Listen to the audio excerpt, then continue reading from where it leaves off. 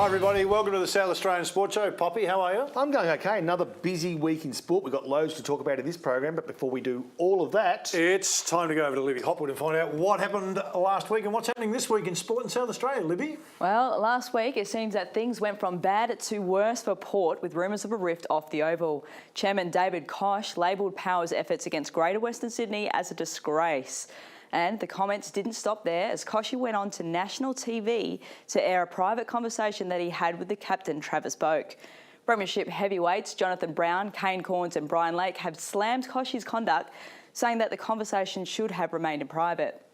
The conversation in question was when the captain approached Kochie to inform him that some of the players were left rattled after his comments, to which Kochie's response was that they need to harden up. No one seems to begrudge Kochie's comments, but they are taking umbrage to the fact that he aired it on national TV and across social media. They're insisting that it should have stayed in the locker room. But the Crows, their impressive winning streak has come to a crashing end after Hawthorn snatched the game away from their grasp in the dying seconds of the game, defeating Adelaide by a mere 3 points at the MCG last Friday night. Adelaide put on a dominant performance once again, continuing to showcase their aggressive game plan under the leadership of Don Pike and proving to the other teams that they are a force to be reckoned with this season.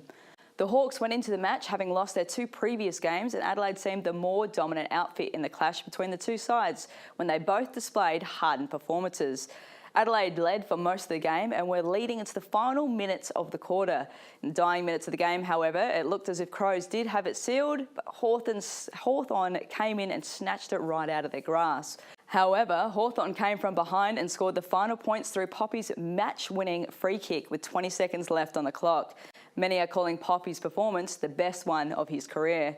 After a series of consecutive wins and very impressive performances, including their gutsy display against the Hawks, the Crows will be looking to regroup ahead of their clash against Fremantle on Saturday.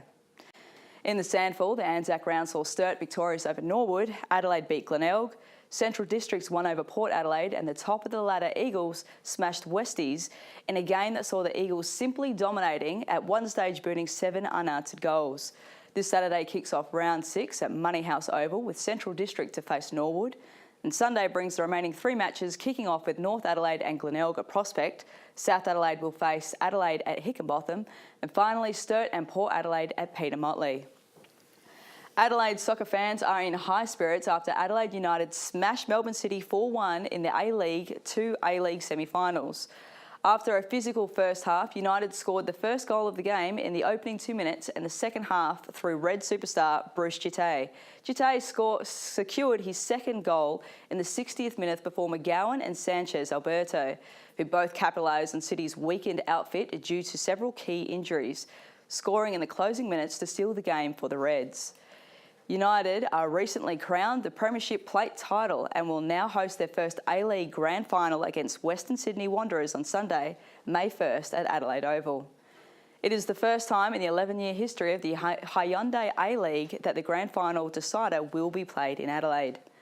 In Junior SA Tennis, Eddie Vo has won the Australian Junior Grass Courts Championship, showcasing South Australia's individual junior sporting brilliance.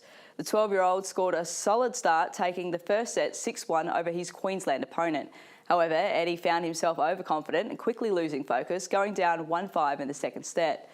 An aggressive comeback saw Eddie secure the second set tiebreaker and claim the coveted championship title.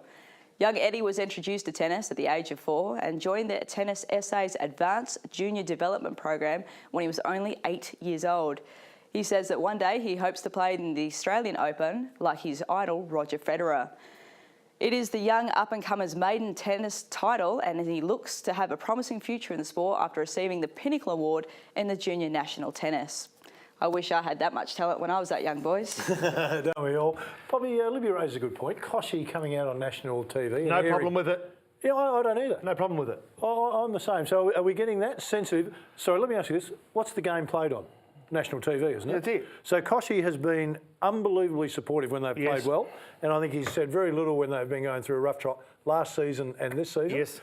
Has he said anything that really they should be offended You about? know what? I'm not sure who's offended, but if the players are offended, they're not the right players. If supporters are offended, you're not the supporters that I knew. If you're not demanding answers, if you're willing to accept those sort of performances, you're not needed around that club. I think there needed to be a strong suggestion that questions will be asked and answers demanded, and I've got no problem whatsoever. And if it's rattled the players, so be it, baby. I mean, if that's the least of your problems. All right, we got plenty to discuss on the show, Poppy. Still plenty to come too. Stay with us. Lots. Sit down, relax, stay with us for the next hour.